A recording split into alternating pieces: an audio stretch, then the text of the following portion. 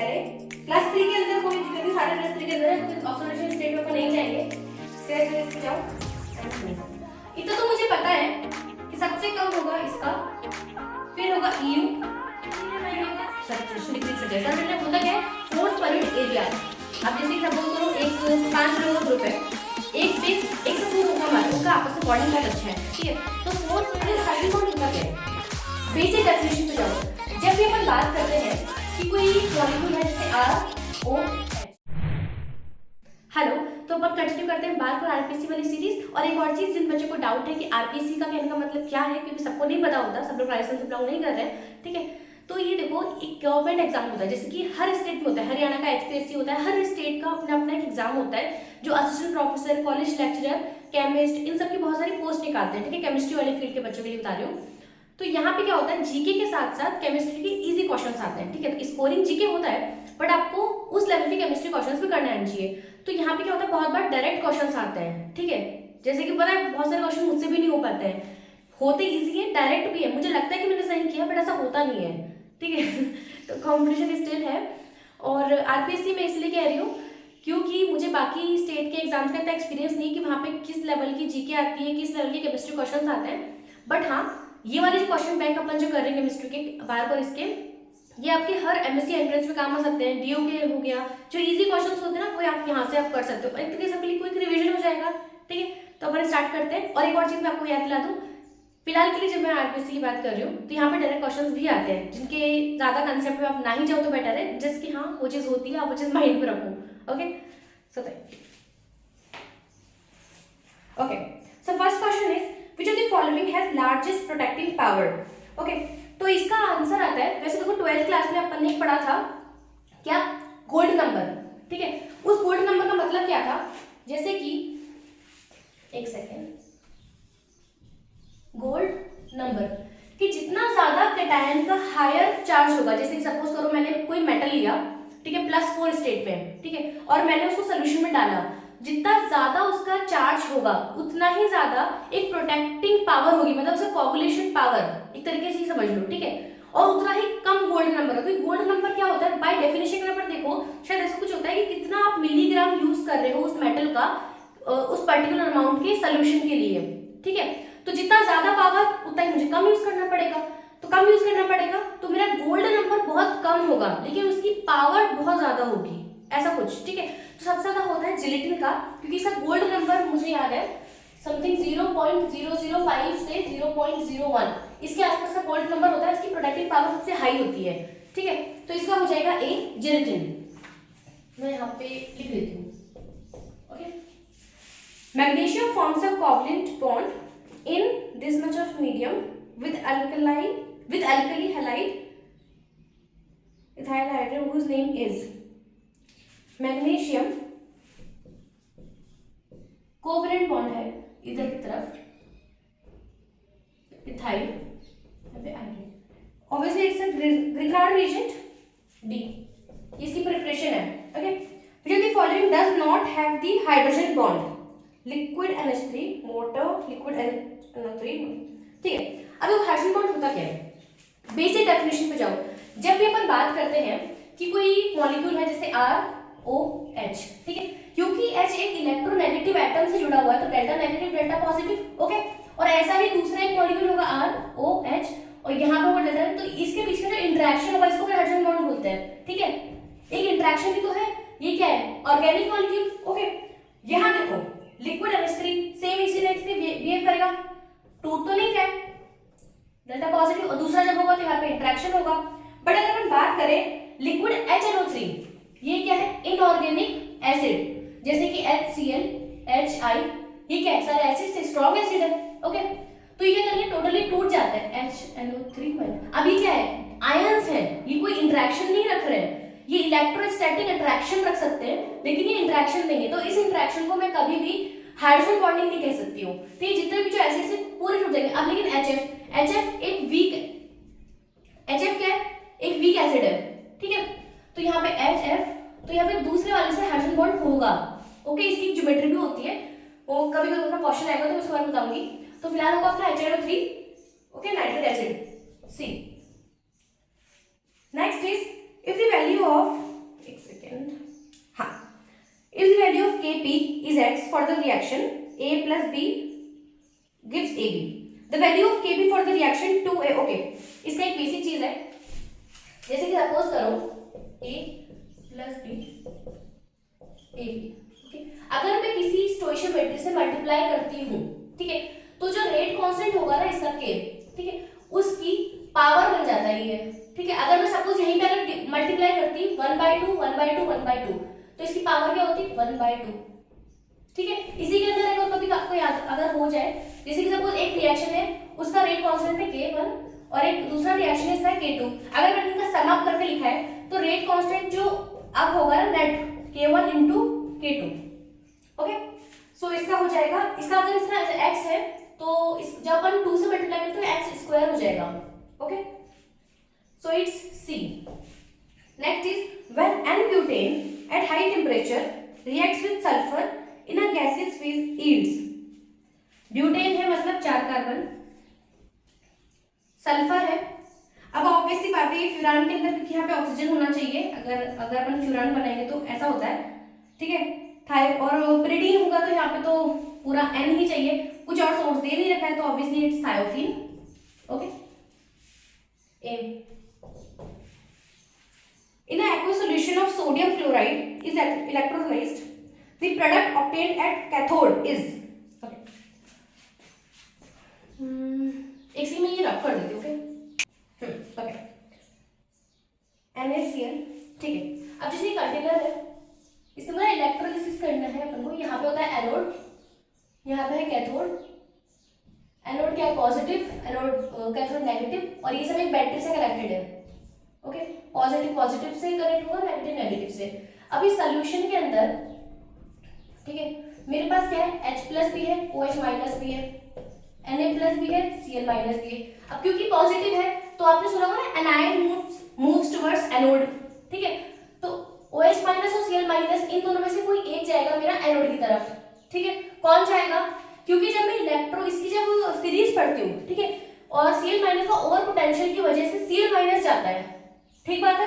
ये आपने शायद 12th में पढ़ा होगा कि ओवर पोटेंशियल होता है Cl माइनस का, ठीक है। वैसे इसका नहीं होना चाहिए, इसके इतना पावर नहीं है कि OH माइनस के सामने Cl माइनस चले जाए, बट Cl माइनस का due to over potential Cl minus जाता है और Cl माइनस अपना एक इलेक्ट्रॉन लूज करके Cl2 प्लस इलेक्ट्रॉन ये करता है एनोड पर। ओके, कैथोड पे क्या होता है, जितने भी जो ना लीना के इस ये तीनों इनका पोटेंशियल कम होता है H प्लस से। ओके, तो जब भी इनमें से कुछ जाएगा तो ये जाने से पहले H प्लस चला जाएगा, ठीक है। एक तरीके से पावर के अकॉर्डिंग समझो तो यहाँ पे H प्लस जाता है इधर की तरफ और H प्लस एक इलेक्ट्रॉन गेन करके हाइड्रोजन गैस कैथोड पे देता है। ओके, सो इसका आंसर हो जाएगा hydrogen gas which is A। The second electron affinity of an element is always positive। क्यों? जैसे अपन ऑक्सीजन का भी सुनता है ना कि O2 माइनस बना रहा है, अब पॉजिटिव में तो कैसे बना रहा है, क्योंकि इसका जो फर्स्ट वाला जो था ना वो बहुत ही नेगेटिव था। क्या होता है, एक इलेक्ट्रॉन लेने के बाद जब दूसरा इलेक्ट्रॉन लेने जाते हो तो उनके बीच में आपस में इलेक्ट्रॉन इलेक्ट्रॉन रिपल्शन होता ही है, और हमेशा सेकंड इलेक्ट्रॉन एफिनिटी पॉजिटिव ही होगी किसी के लिए भी। ओके, मैंने शायद ग्रीन इज, अब इसका बिल्कुल डायरेक्ट है, that is B, triphenyl methane dye. मुझे भी नहीं पता था लेकिन मैंने गैस सही किया, ये अलग बात है, क्योंकि एजो डाई मैंने कभी सुना नहीं। एजो डाई हमेशा ऑरेंज डाई, येलो डाई मैंने इन सब में सुना है, और सल्फर डाई मुझे लगता नहीं। बट ट्राइफेनॉल क्या होता है, जब भी आर्टिफिशियल देते हैं वो हमेशा ऑर्गेनिक जो मॉलिक्यूल होता है उसका कॉमन नेम समथिंग ऐसे कुछ देते हैं, तो मुझे कहीं ना कहीं इसे अंदर से था कि हाँ ये ट्राइफेनॉल मीथेन होना चाहिए बिकॉज ये ऑर्गेनिक से रिलेटेड है, so it's B. Okay, next is which of the following gases will have the highest rate of diffusion। ठीक है, रेट ऑफ डिफ्यूजन क्या होती है, कोई एक बंद कोई चीज जैसे बलून है उसमें अपन एक छेद कर दिया, हालांकि उसमें बहुत जल्दी निकलेगा बट ठीक है कोई बात नहीं। अब अंदर की जो गैस है वो कितनी जल्दी बाहर निकल रही है, वो छोटे से मतलब छोटे से एरिया से, ओके, तो उसको बोलते हैं रेट ऑफ डिफ्यूजन। ठीक, कितना जल्दी वो फैल रही है। अब कितना जल्दी फैलेगी, कोई चीज कितना जल्दी भागती है, सोचो वो चीज हल्की होगी, अगर सपोज मैं हूं तो ऑब्वियसली कोई मुझसे कोई स्लिम कट है वो ज्यादा तेज भागेगी, है ना। तो ऐसे ही जितना बाकी सबको कंपैरिजन ना करते हुए, अगर मोलर मास इसका कम है तो उसका रेट ऑफ डिफ्यूजन ज्यादा होगा। ठीक है, तो इन सब में से चेक कर लो मोलर मास सबसे कम किसका है। देखो CO2 का तो होता है, देखो मैं ऐसे करती हूँ, मैं पूरा पूरा लिख लूँ, 6 12 12 प्लस 8 16 16 32 32। ओके, नाइट्रोजन का क्या है 14 प्लस 3, सॉरी अमोनिया का नाइट्रोजन क्या है 28 है ना।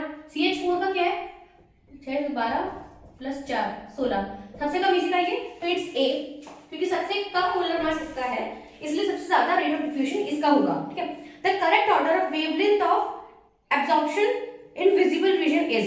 अब देखो ये चीज वही है जो मैं आपको करवा रही थी ना कि टाइप्स ऑफ क्वेश्चन इन बार, ये ऑलमोस्ट वैसा ही क्वेश्चन है, इसलिए मैं यहाँ पे मैंने कहा चलो ठीक है क्या पता आई जाए। ठीक है, correct of wavelength of absorption. देखो कोई अगर सपोज करो स्प्लिटिंग एनर्जी है मेटल की, ठीक है, D जो अपने सबशेल है उसको उसने स्प्लिट कर दिया T2G EG ऑक्टाहेड्रल की बात चल रही है। ठीक है, जितना ज्यादा वो स्प्लिट कर देगा लिगेंड उतना ही ज्यादा इसका एनर्जी गैप होगा, उतनी ही कम इसकी वेवलेंथ होगी। ठीक बात है, ठीक है। विबग्योर ऐसा होता है, विबग्योर, ठीक है, सबसे ज्यादा हाई वेवलेंथ इसकी होती है, यहां से यहाँ ऐसे वेवलेंथ बढ़ रही है, ठीक है, वेवलेंथ इंक्रीज और एनर्जी कम हो रही है। ओके, तो correct of wavelength of absorption in visible region is, ठीक है। अब क्योंकि जितना ज्यादा कोई स्प्लिट करेगा उतनी एनर्जी होगी, उतना ही कम उसका वेवलेंथ होगा। ओके, तो इनमें सबसे देख लो नाइट्रो H2O और अमोनिया, ठीक है, सबसे ज्यादा नाइट्रो इसका स्प्लिट करेगा, एनर्जी सबसे ज्यादा, तो वेवलेंथ सबसे कम, तो इसका C और D तो नहीं होना चाहिए, इसका A और B में होना चाहिए। सेकंड नंबर पे आता है अमोनिया, सेकंड नंबर पे आता है वाटर, देन अमोनिया। ठीक है, ये अपना आता है स्ट्रॉन्ग फील्ड्स में से, ठीक है ना, तो it's B, hope it's visible. Okay, in presence of which of the following benzene reacts with, in presence of which of the following benzene reacts with chlorine to form benzene hexachloride। क्योंकि अगर अपन bright sunlight, जैसे कि अपन pericyclic reactions में कहते हैं, क्या बोलती है पेरिसाइक्लिक नहीं एक्चुअली फोटोकेमिस्ट्री, वो ये बोलती है कितने भी डबल बॉन्ड हो, ठीक है, ये क्या करती है सबसे पहले इनको तोड़ देती है, उनको रेडिकल्स में कर देती है 1 2 3 4 5 6, ठीक है, फोटोकेमिस्ट्री। और Cl2 है तो Cl जितने भी होमोक्लीवेज वाले होते हैं ना वो करती है, ठीक है, फिर यहाँ पे Cl ऐसे लग जाएगा, तो पॉसिबिलिटी इसी में ही है सनलाइट के अंदर कि वो सारे के सारे बॉन्ड्स को तोड़ दे, ठीक है, बिकॉज AlCl क्या करेगा एक ही क्लोरीन लगाएगा, ठीक है, electrophilic substitution. Okay, so it's C। Okay, californium is a member of, okay wait,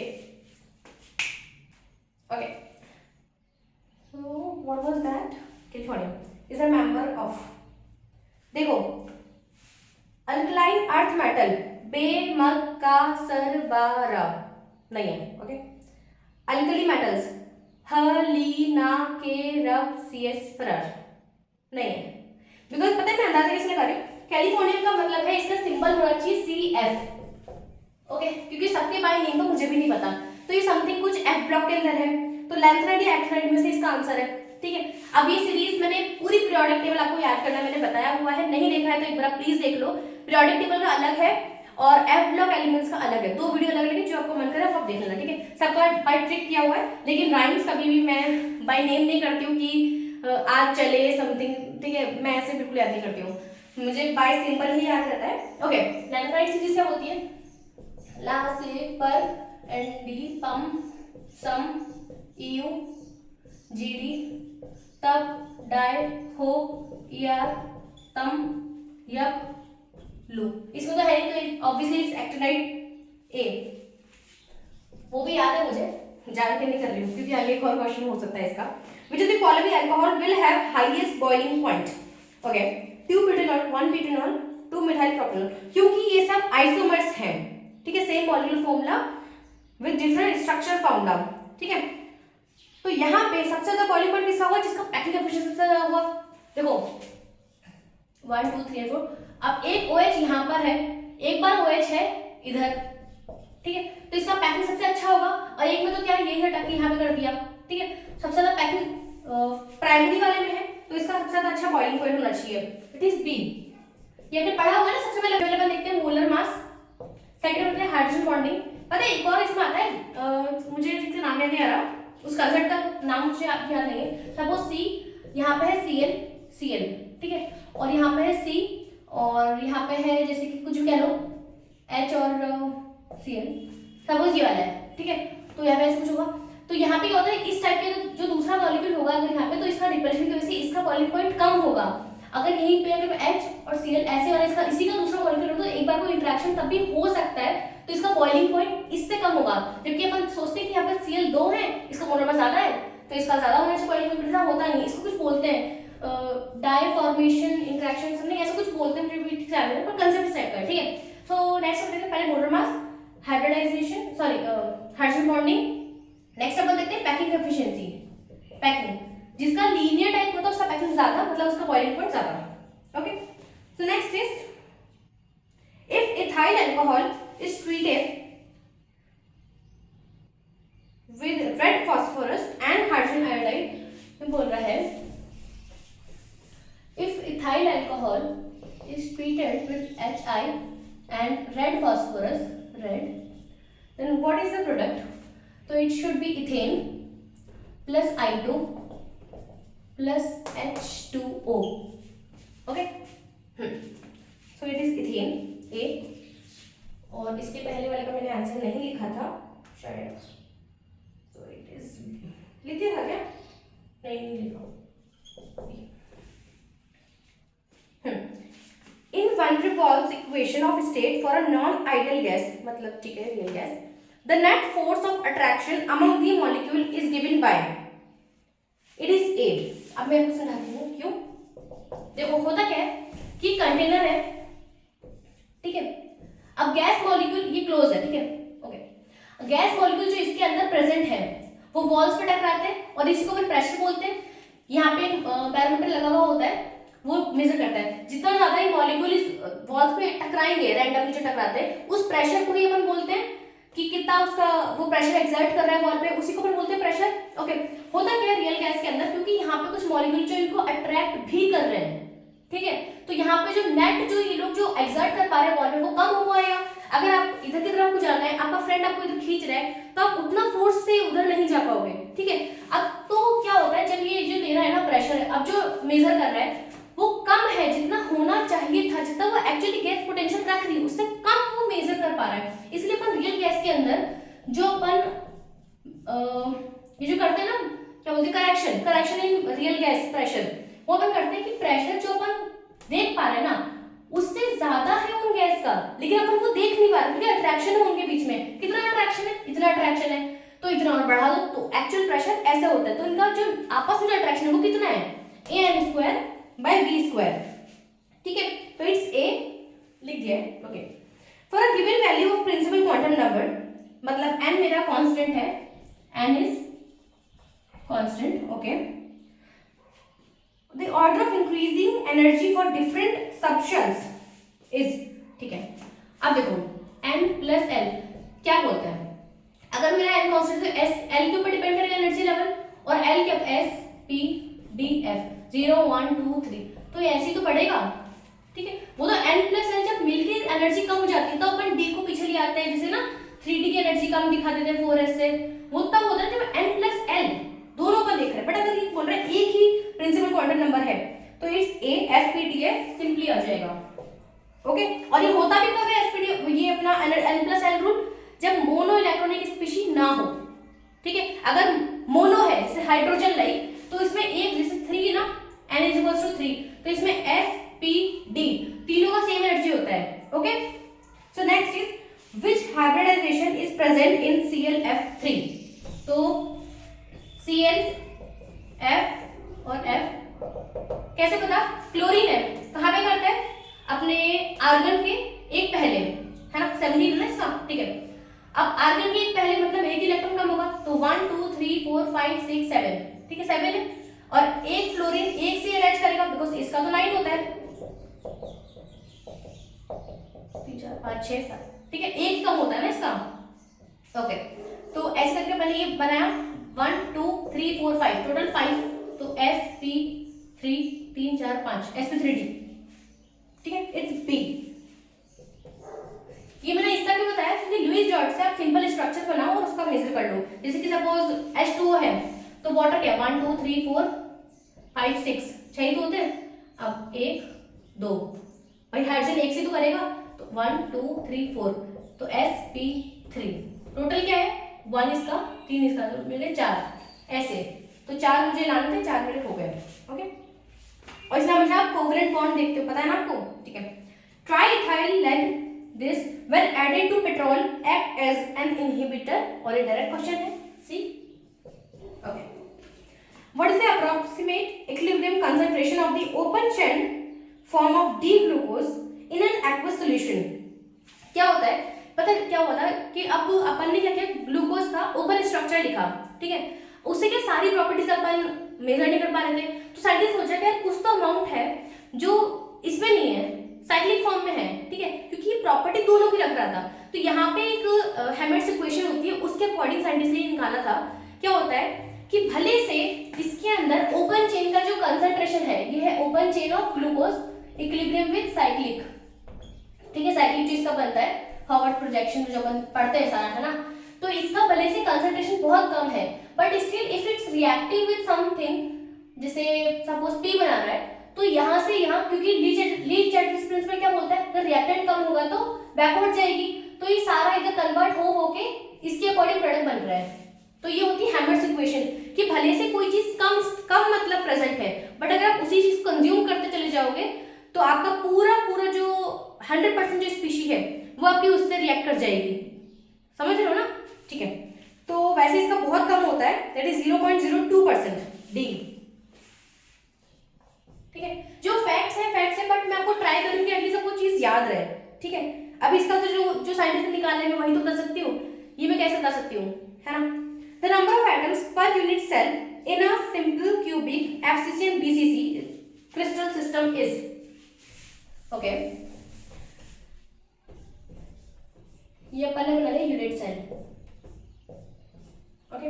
अपन ने बनाना है Z किस के लिए, SCC, FCC और BCC। देखो SCC क्या होता है, हर कॉर्नर एटम पे एक एटम प्रेजेंट हो, ठीक है, ये होता है मेरा SCC।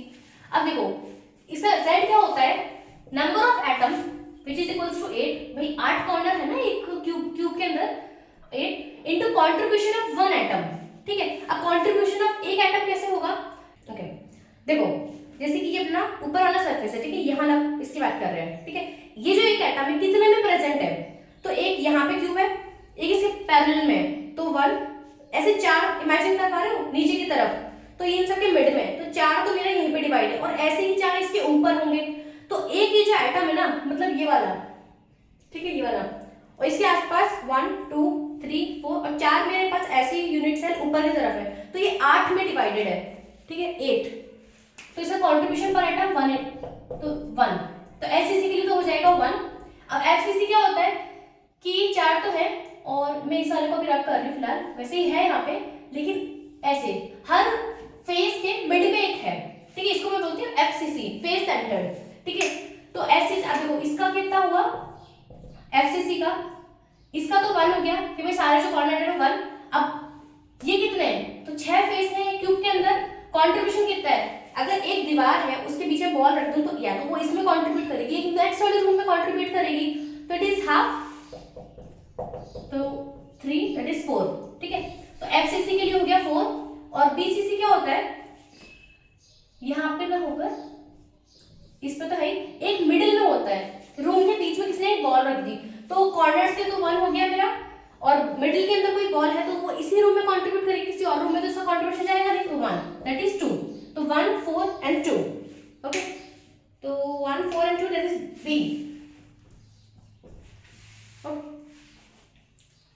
okay.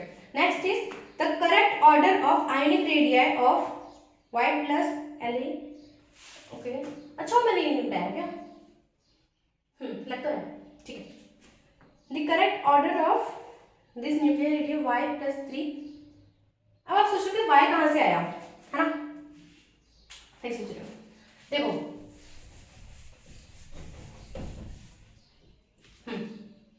ये जरा नावेद हो scandium, titanium, vanadium, chromium, Y ये वाला है, ओके।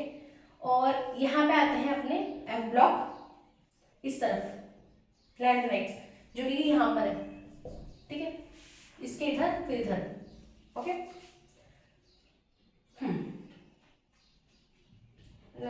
तो ये रहा एल, एल +3 के अंदर कोई दिक्कत नहीं, सारे +3 के अंदर है, तो ऑक्सीडेशन स्टेट में अपन नहीं जाएंगे, सीधे सीधे इस पे जाओ एंड लो। इतना तो मुझे पता है कि सबसे कम होगा इसका, फिर होगा EU, फिर होगा LA, इतना तो मुझे पता है, ठीक है। अब इसको मैं कहाँ रखूँ, सबसे बड़ा है सबसे कम? ऑब्वियसली जो अपन पीरियोडिक टेबल में नीचे जाते हैं अपना साइज इंक्रीज करता है। मैं समझ सकती हूँ कि आपका पुअर F शेल है, यहाँ पे पुअर शेडिंग है, लेकिन इससे तो बड़ा ही होगा ना। आपने पूरा एक शेल नंबर बढ़ाया है, ये सोचो, शेल नंबर बढ़ाना बहुत अपने आप में बहुत सारे इलेक्ट्रॉन बहुत दूर दूर है, उससे पुअर शेडिंग को तो कितना कितना कॉन्ट्रैक्ट कर लेगा। कंपैरेबल साइज हो सकता है, लेकिन तुम कहो कि इस बड़ा हो जाए, ऐसा नहीं है, ठीक है, ये बड़ा नहीं हो सकता है। सबसे यहाँ पीछे आएगा y+3, ओके। तो ये कौन सा वाला है? डी।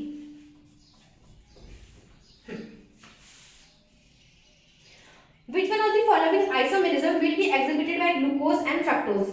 अब देखो ग्लूकोज का स्ट्रक्चर क्या होता है, यहाँ पे एल्डिहाइड होता है CHO, फिर यहाँ पे 4 ऐसे लगे होते हैं CH2OH, ठीक है, यहाँ पे OH इस तरफ होता है, मुझे खाली इतना पता है, बाकी सब पे OH में बाद में जोड़ती हूँ, तो ऐसा कुछ होता है, ठीक है। और फ्रक्टोज का क्या होता है, यहाँ पे होता है कीटोन, यहाँ पे CH2OH, बाकी 1 कितना हुआ 1 2 3 4 5 और 6 होता है, 6 कार्बन है, ये कीटो होता है। अब यहाँ पे क्योंकि टोटामेरिज्म कर सकते हैं, जैसे कि यहाँ पे H है, ये यहाँ चला जाए, इधर चला जाए, तो यहाँ पे CH2OH ये बन जाएगा और ये एल्डिहाइड बन जाएगा। तो ये क्या है, टोटामेरिज्म शो करके जब ना आपस में कन्वर्ट हो सकते हैं और सेम मॉलिक्यूलर फॉर्मूला तो है ही, ओके। तो ये होते हैं फंक्शनल आइसोमर्स, जिसमें चेंज करने पर फंक्शनल ग्रुप भी चेंज हो रहा है। मतलब कि सपोज करो एक मेरा ROR है और एक मेरा ROH है, ठीक है, समथिंग कुछ होगा, इसके आगे और कुछ होगा, जैसे CH2 समथिंग, ठीक है। अगर इन दोनों का मॉलिक्यूलर फॉर्मूला सेम है और डिफरेंट लोग फंक्शनल ग्रुप्स है, बिकॉज अल्कोहल है, यहाँ पे ईथर है, ठीक है, इसको मैं बोलती हूँ फंक्शनल ग्रुप आइसोमर्स। कि इसका भी सपोज कुछ है CN HN और O, सपोज ये मॉलिक्यूलर फॉर्मूला है बट डिफरेंट स्ट्रक्चरल फॉर्मूला है, ठीक है, तो इसको बोलते हैं functional isomers. So it's B, okay. The basic strength order of pyridine, isoquinoline and quinoline, देखो ऑल आर इक्वली बेसिक, तो बिल्कुल पॉसिबल ही नहीं है, ओके, तो डी तो बिल्कुल भी नहीं है। अब एक और चीज है, सपोज आपको आइसोक्विनोलिन और क्विनोलिन का स्ट्रक्चर नहीं पता, ठीक है, क्योंकि अपन इसी क्वेश्चंस कर रहे हैं, ठीक है, तो कैसे अंदाजा लगाओगे?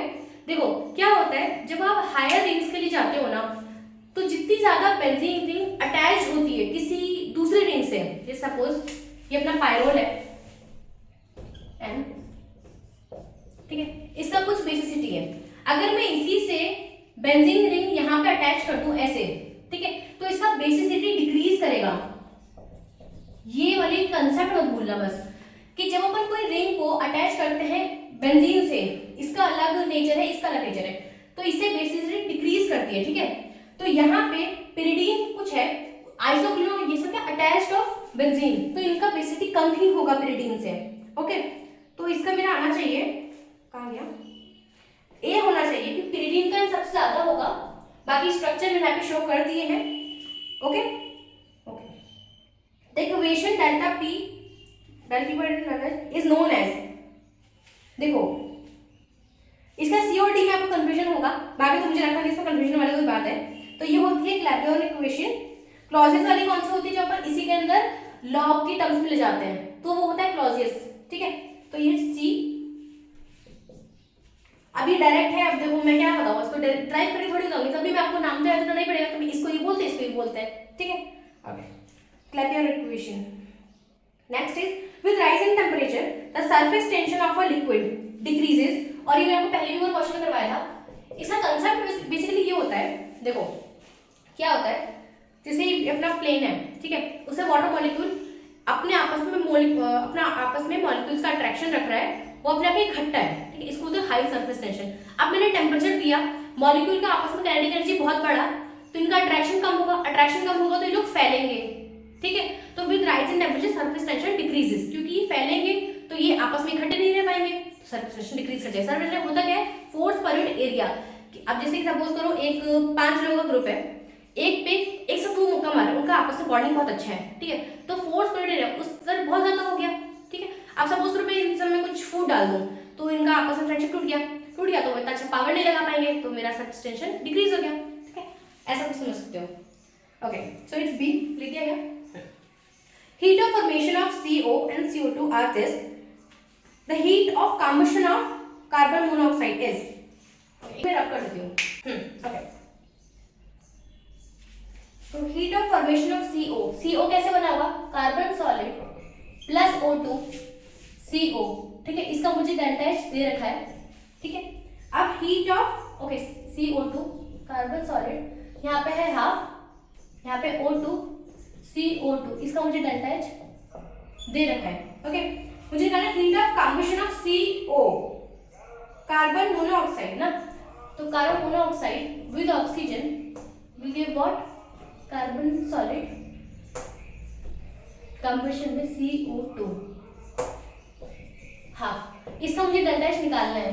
अब मुझे CO2 इधर चाहिए, इसमें दिख रहा है, तो इस वाले को मैं रिवर्स कर देती हूँ, तो इसको मैं रिवर्स करके यहाँ लिख देती हूँ, CO will give half O2 plus carbon solid, इसका डेल्टा H रहेगा अब negative of what we had, ठीक है।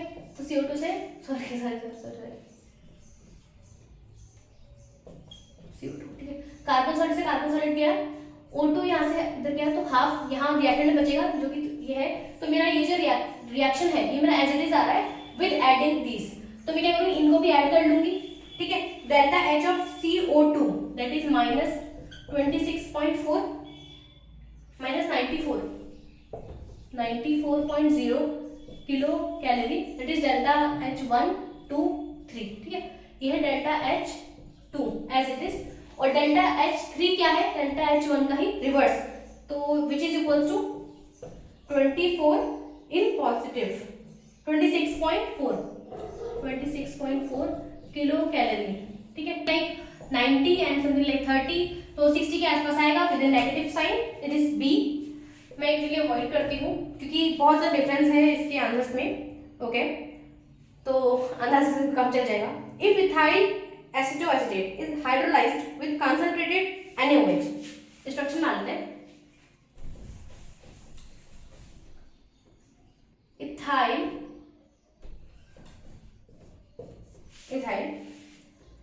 एसिटो एसिटेट, बहुत ही बेटा सुना है, इथाइल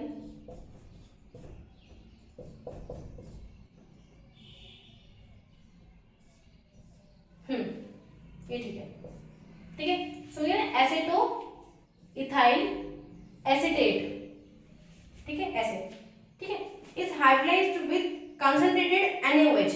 देखो अब यहाँ पे दो चीजें, इसने बोला कंसंट्रेटेड NaOH, ठीक है, एक हो सकता था डाइल्यूट अगर ये बोलता तो मैं इस एस्टर को तोड़ देती सिंपल, ठीक है, जैसे अपन बेसिक मीडियम में हाइड्रोलाइसिस करते हैं, बट क्योंकि इसने बोला कंसंट्रेटेड तो मुझे ही दोनों को तोड़ना पड़ेगा, सारे जो CO टाइप के होते हैं इनको तोड़ देते हैं अपन, ठीक है, ओके। तो इसका बनेगा COOH प्लस ये वाली चीज एसिटिक एसिड अगेन COOH, और यहाँ पे बनेगा अल्कोहल, ठीक है। वैसे यहाँ पे बनता है Na+, क्योंकि यहाँ पे कंसंट्रेटेड है ना, तो Na+, और यहाँ पे बनेगा Na+, ठीक है। एंड नेक्स्ट जब अपन HCl से रिएक्ट करवाएंगे तो यहाँ पे आ जाएगा H+, आयंस चेंज हो जाएंगे, तो ये बनेगा एसिटिक एसिड, ठीक है, H+, तो it's D acetic acid, okay. The presence of a real gas is less in comparison to an ideal gas because of, देखो रियल गैस आई क्यों थी, क्योंकि उसमें इंटरमॉलिक्यूलर फोर्स ऑफ अट्रैक्शन था, उसका प्रेजेंस कम है, क्यों, क्योंकि इंटरमॉलिक्यूलर फोर्स ऑफ अट्रैक्शन नहीं हुआ उसमें, तो इट्स डी, क्योंकि इसी के वजह से सारी प्रॉब्लम हुई थी कि रियल गैस और आइडियल गैस, नहीं तो प्रॉब्लम थी नहीं ना, तो it's D, okay. If the change in internal energy delta E for the reaction this, then delta H is equals to what, हाँ यही है ना, एक second, heat of reaction delta H is equals to, ठीक है।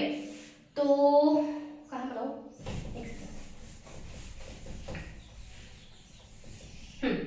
कोई reaction है तो उनका रिलेशन होता है delta U plus delta N G R T. ये क्या इंटरनल एनर्जी, वही इसी को आप डेल्टा ई बोलते हो, बट मुझे ऐसे याद है। ओके, तो मुझे डेल्टा एच निकालना है, ठीक है। डेल्टा इसने दे रखा है that is -134.8 kilo calories. Temperature दे रखा है 298 kelvin, 1 atmospheric pressure. Okay, gas constant मुझे सबको पता है क्योंकि किलो कैलोरीज में चल रहा है तो 2 कैलोरीज, ठीक है। Okay, the heat of reaction which, ठीक है। तो इसका डेल्टा एनजी क्या हो जाएगा 2 - 1, ठीक है ना, प्रोडक्ट माइनस रिएक्टेंस, तो इट इज -1, तो इट्स इन नेगेटिव, ठीक है। और ये चीज भी नेगेटिव में ही थी, ठीक है। तो -34 -134 से तो ज्यादा ही होना है, ज्यादा ये होगा नहीं, है ना। तो इट शुड बी ए, क्यों, क्योंकि हमें बात चल रही किलो कैलोरीज। अब आप ये सोचोगे 298 मल्टीप्लाइड विथ 2, तो ये तो कैलोरीज में है ना, डिवाइड बाय 1000 जब मैं करूंगी तब जब ये किलो कैलोरीज में बने, कितना ही हो जाएगा ये नंबर, ये डी पहुंच जाएगा क्या, नहीं पहुंचेगा, बाकी सब तो इससे बहुत कम है, ठीक है, इसलिए ए हो जाएगा, ठीक है ना, क्योंकि नेगेटिव में ही वैल्यू बढ़ जाएगी। The spontaneous liberation of liquid from a gel is called weeping of gas. इसको अपन बोलते हैं सिनर्सिस भी बोलते हैं, क्या बोलते हैं, सिनर्सिस, ठीक है, डायरेक्ट है, it's B, weeping of gas. बाकी के दो ऑप्शन यहाँ पे। The removal of carbon particles from air is based on which of the following principle is electrophoresis, that is C. और होता क्या है इसके अंदर, जो चार्ज पार्टिकल होता है ना उसको अपन रिमूव करते हैं, ठीक है। तो एयर के अंदर मतलब जो स्मोक होता है, स्मोक के अंदर कार्बन पार्टिकल नेगेटिवली चार्ज होते हैं, जब हम उसको सेपरेट करते हैं तो उसको बोलते हैं इलेक्ट्रोफोरेसिस, ठीक है। Is a principle you can say which one of the following relationship represents the isothermal expansion of 1 mole of ideal gas. देखो वैसे तो डेल्टा एस का एक्सप्रेशन होता है, डेल्टा इक्वल्स टू यहाँ पे ln T2/T1 का एक्सप्रेशन होता है, यहाँ पे कांस्टेंट होता है, जैसे Cp भी हो सकता है, Cv भी हो सकता है, इट डिपेंड्स कि आगे क्या है। Cv होगा जब यहाँ पे वॉल्यूम वाला टर्म आगे की तरफ एडेड होगा, है ना, और Cp होगा जहाँ पे प्रेशर वाला होगा, प्लस, ठीक है, प्लस सपोज हमें वॉल्यूम वाला ये यहाँ पे अपना वॉल्यूम ही गिवन है, okay, plus R ln V2/V1। इसमें टेम्परेचर रोल नहीं होता है। जब मैं आइसोथर्मल की बात करती हूँ तो ये 0 हो जाता है और सिर्फ ये वाला मेरा वैल्यू देता है, ठीक है। तो इट्स बी R ln, और जब प्रेशर होगा तो P1/P2, इसका जस्ट ऑपोजिट, तो यहाँ पे क्या है V2/V1, ठीक है। तो ये है मेरा B, okay. Next is if a buffer solution contains equal concentration of acid and its salt, okay, buffer solution में pH क्या होता है, pH is equals to pKa plus log, not ln, log of conjugate divided by acid, इन सबके concentration, ठीक है। इसने बोला कि इसका एसिड का जो मतलब जो कॉन्जुगेट है, मतलब सॉल्ट इसको कह सकते हैं, सॉल्ट, ठीक है। सॉल्ट और एसिड का भी कंसंट्रेशन सेम है, तो इज इक्वल्स टू 1 log 1 क्या होता है 0 हो गया, ठीक है। अब इसने Ka दिया है -10, Ka क्या होता है minus log of Ka, pKa होता है, Ka क्या है 10 -10, इसका जब लॉग लोगे माइनस की चीज एज इट इज आगे आती है, ये भी लॉग की प्रॉपर्टी है, ठीक है, कि पावर एज इट इज आगे आती है, एंड देन log 10 क्या है 1, log 1 0 होता है, log 10 इज इक्वल्स टू 1, ठीक है, -1 plus which is equals to 10, तो pH कितना होगा 10, ओके, तो इट्स C।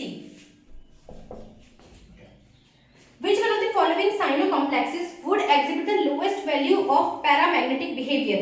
अभी कैसे होगा, देखो सारे साइनाइड है, तो जिसकी पेयरिंग सबसे ज्यादा होगी, मतलब उसमें एक भी अनपेयर्ड इलेक्ट्रॉन बचा ही नहीं है, उसी में सबसे कम होगा उसका पैरामैग्नेटिक बिहेवियर, ओके। एक सेकंड में इसको रफ कर देती हूँ, ओके। सो पहले लिख देती हूँ, क्रोमियम का है, सारे +3 के अंदर ही है इसके अंदर, ठीक है ना, तो क्रोमियम +3,